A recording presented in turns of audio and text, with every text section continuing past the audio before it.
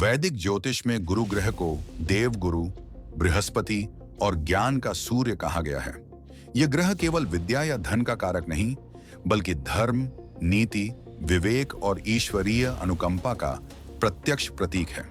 बृहद पाराशर होरा शास्त्र में महर्षि पराशर स्पष्ट कहते हैं कि गुरु वह ग्रह है जो जातक के जीवन में सही और गलत का भेद कराता है। शास्त्रों में कहा गया है, गुरुर बुद्धि प्रधा, अर्थात गुरु बुद्धि देता है, पर वह बुद्धि जो आत्मा को सही मार्ग पर ले जाए।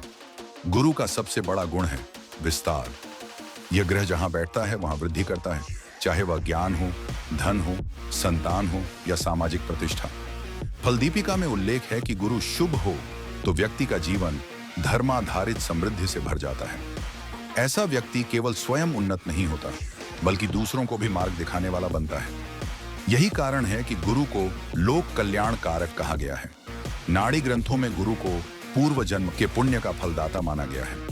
कहा गया है कि यदि किसी जातक की कुंडली में गुरु अत्यंत बलवान हो तो वह व्यक्ति बिना विशेष संघर्ष के भी जीवन में उचित अवसर पा लेता है।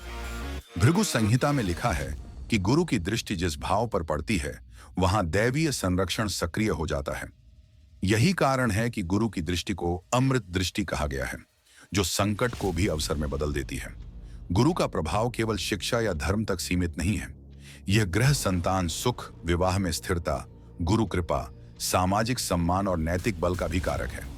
जातक पारिजात में कहा गया है कि गुरु शुभ हो तो व्यक्ति स्वभाव से क्षमाशील, उदार और न्यायप्रिय होता है। ऐसा जातक छल से नहीं, नीति से आगे बढ़ता है और यही उसकी सबसे बड़ी शक्ति बन जाती है। भावों के अनुसार गुरु का फल अत्यंत पवित्र माना गया है।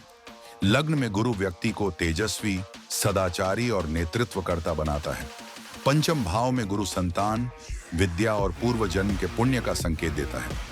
नवम भाव में गुरु भाग्य का रक्षक बन जाता है। ऐसे जातक को जीवन में सही समय पर सही मार्गदर्शन अवश्य मिलता है। दशम भाव में गुरु प्रशासन, न्याय, शिक्षा और धर्म संबंधी उच्च पद प्रदान करता है। शास्त्रों में गुरु की दशा को जीवन का स्वर्ण काल कहा गया है, बशर्ते गुरु शुद्ध और बलवान हो। बृहत जातक में उल्लेख है कि गुरु की दशा में जातक को सम्मान, वृद्धि, धार्मिक झुकाव और जीवन में स्थिरता प्राप्त होती है। लेकिन यदि गुरु पीड़ित हो तो व्यक्ति गलत सलाह, अंधविश्वास, दिखावटी धर्म या नैतिक भ्रम में भी फंस सकता है। इसलिए शास्त्र चेतावनी देते हैं, गुरु का बल केवल राशि से नहीं, चरित्र से भी जुड़ा है। गुरु के उपाय भी अत्यंत सात्विक और शुद्ध माने गए हैं।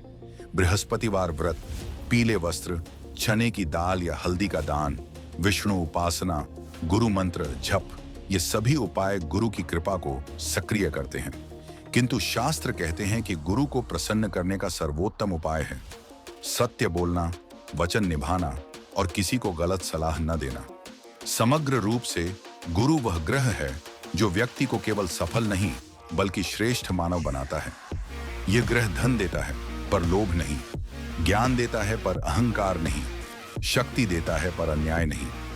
गुरु शुभ हो तो व्यक्ति का जीवन स्वयं एक उपदेश बन जाता है और लोग बिना कहे ही उससे सीखने लगते हैं। अंत में शास्त्रों का यह वचन अत्यंत गूढ़ है, गुरु कृपा ही केवलम, अर्थात जीवन में जो कुछ भी सार्थक है वह गुरु की कृपा से ही संभव है। विश्लेषण, निजी सलाह या ज्योतिषीय सेवाओं के लिए संपर्क करें।